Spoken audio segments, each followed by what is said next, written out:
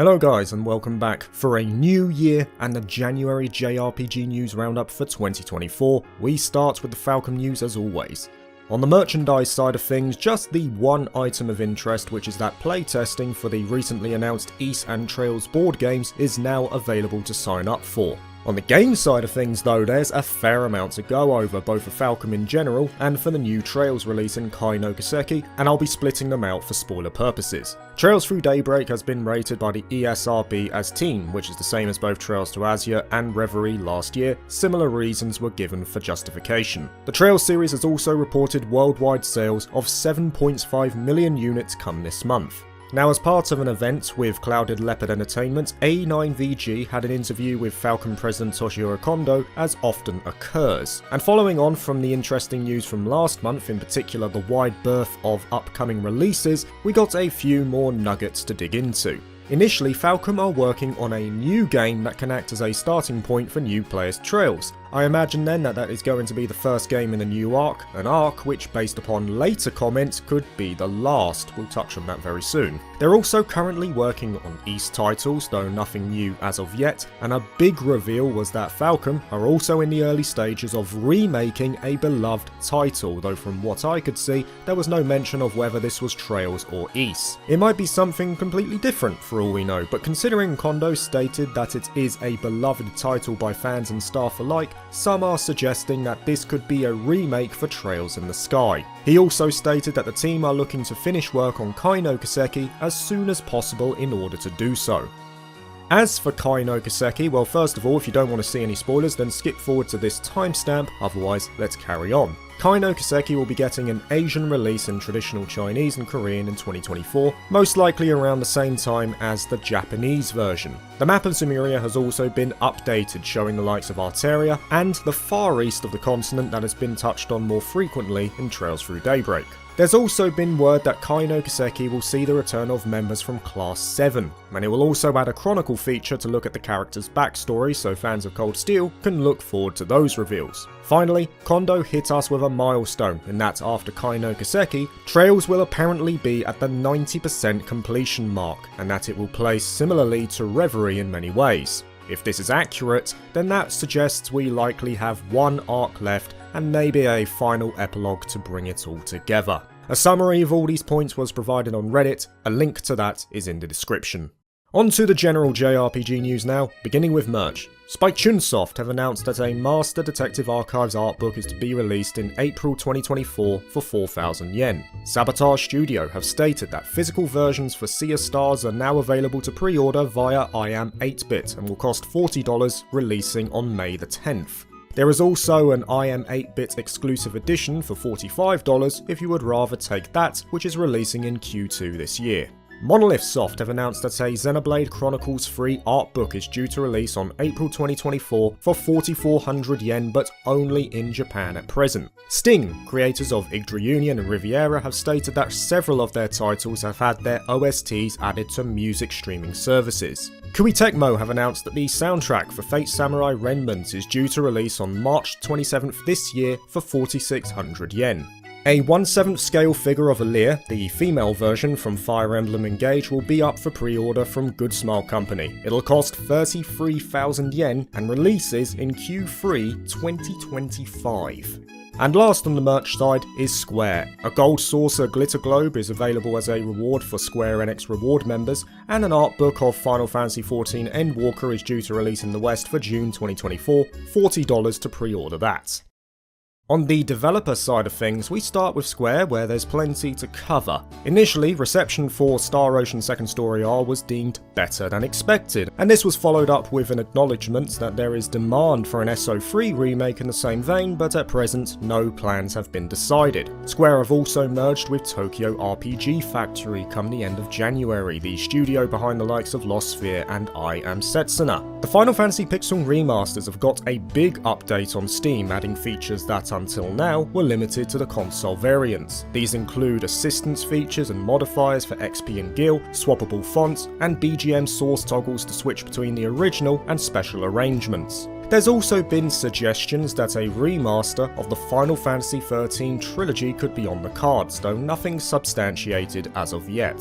As for the next new mainline Final Fantasy entry, Yoshi P has stated that it will probably be developed by the new generation of developers, a passing of the torch if you will. Square also have plans to push Final Fantasy to cross-media adaptations in an effort to grow the franchise further in the coming years. Another live service bites the dust. Nier Reincarnation will be ending service come April the 30th. And in even more positive news, Yosuke Saito, the producer of Nier, has teased a surprise for early 2024. Dragon Quest Monsters: The Dark Prince has sold over 500,000 physical units since its release, though most of those did come in Japan. Nonetheless, a fair success for Square despite it being a more niche entry in the Dragon Quest series. And that's interesting considering that Square have clarified that they intend to slim down their lineup of releases in the coming years in an effort to focus on higher quality titles. This means the likes of Harvestella, Live Alive and Star Ocean 6 could be a thing of the past, but seeing as many of them did apparently underperform, at least according to Square, it makes sense that they would make this shift. Finally, Square's new president Takashi Kiryu has doubled down on their long-term ambition of aggressively pursuing the likes of AI and blockchain technologies. Ryu ga Gotoku Studios is up next, and a few interesting stories surrounding them this month. Initially, Like a Dragon Infinite Wealth is verified on Steam Deck, so yet another option to play on. However, there was a notable story as well that the game has locked New Game Plus behind the deluxe and ultimate editions of the game, effectively putting it behind a paywall. They did this with the Japanese audience with Yakuza Like a Dragon, and now they've carried that over for Infinite Wealth. But the news does end more positively for them, as they're also teasing a big announcement in the coming months. A fan group has come together to work on a dub for Tales of Innocence R, and as of the time of that story being reported, auditions were open for the parts. A little update on Sugono Inc.'s new project in Opus Prison Peak, which is going to be published by Shueisha. Nice to hear some news on that. Nintendo have stated that the software services for the 3DS and Wii U will be ending come April the 8th. Eiyuden Chronicle 100 Heroes has been rated as 10+ by the ESRB and 12 by the PEGI in light of its nearing release. CyberConnect 2 is up next, where a fan translation is now available for the PSP game .hack Link. As for the studio itself, they have promised that Fuga Melodies of Steel 3 will be releasing as mentioned in their New Year's letter. So they're evidently still confident in the series as a whole, though at present there has been no further confirmation. The developers of Silent Hope, the action RPG based on the Rune Factory universe released last year, have expressed their wish to work on a sequel, though again, no plans set in stone for this one, as they are currently all working on Project Life is RPG. Atlus are up next, and SMT fans have been hard at work to release a Brazilian Portuguese language patch for mainline entry SMT4, and it is now available to use.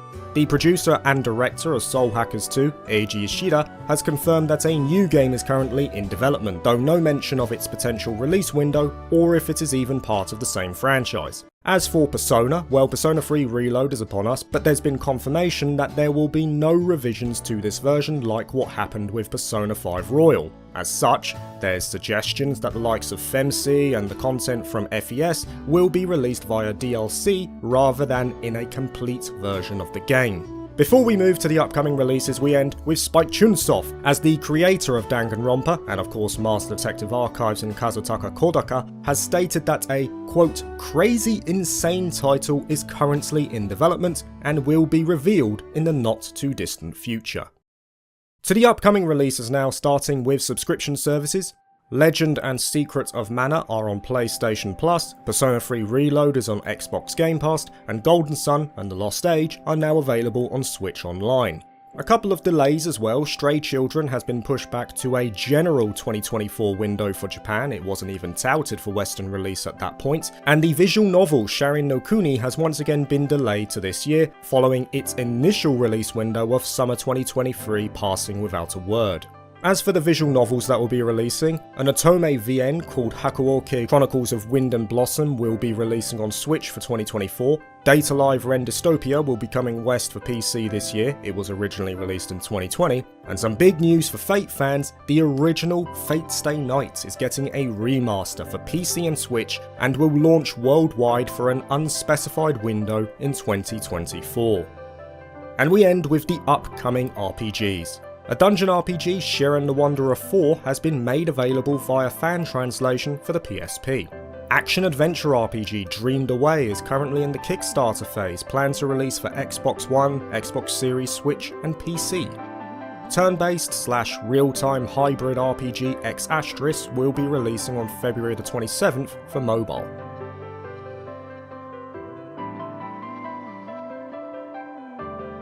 Action RPG Yasha Legends of the Demon Blade will be releasing on October 2024 for all modern platforms.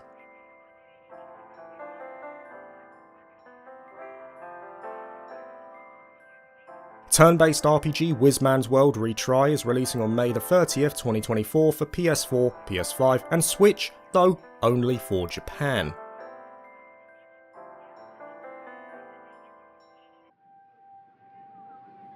Side-scrolling action RPG Wings of Endless will be releasing on all modern platforms for Q4 2024.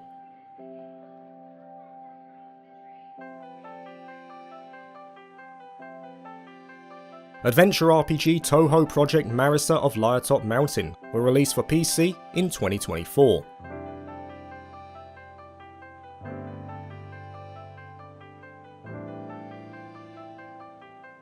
Strategy RPG Banjo Tactics will be releasing on February the 15th, 2024 for Nintendo Switch.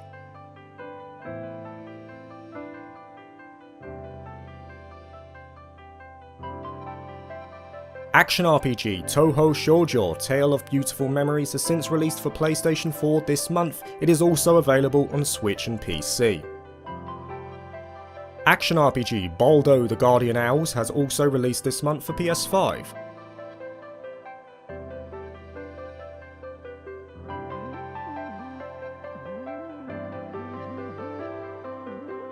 Action RPG AI Limit has been announced for a 2024 release for PS5 and PC.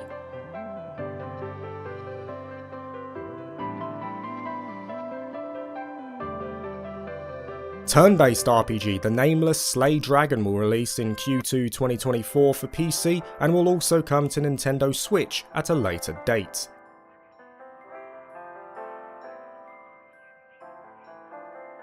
Action RPG Neptunia Sisters vs Sisters will release on April the 16th for Xbox One and Xbox Series. It is currently already available on PlayStation 4, PlayStation 5, Switch and PC.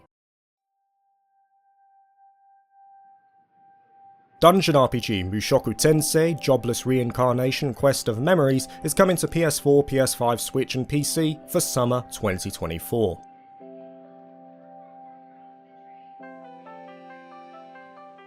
Turn-based RPG Riviera The Promised Land is coming to Switch on February the 29th, though this is only for Japan at present.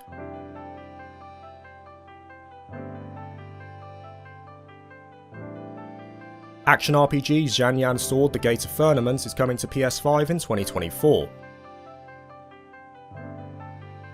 The deck builder, Cards RPG The Misty Battlefield, will be releasing for PS5, Switch and PC for May the 23rd.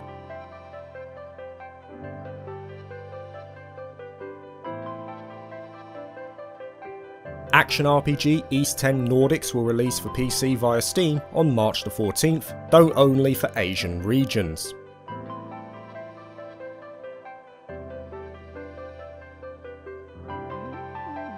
Action RPG East Memories of Celceta Kai will also be releasing for Spring 2024, also on PC via Steam, once again though only for Asian regions. Turn-based RPG Witchspring R will be releasing for PS5 and Xbox One on a yet undetermined date. It is already available on PC and Nintendo Switch.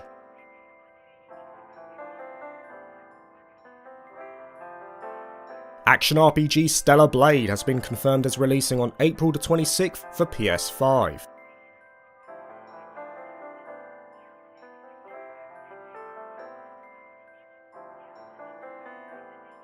Action RPG Sandland will be releasing on April the 26th for PS4, PS5, Xbox Series and PC.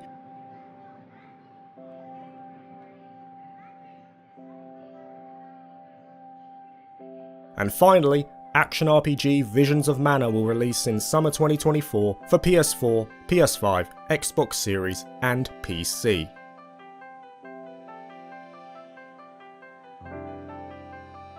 Thank you for watching this video. If you liked it, please like and subscribe for more JRPG content, and consider joining my Patreon if you're interested. Peace.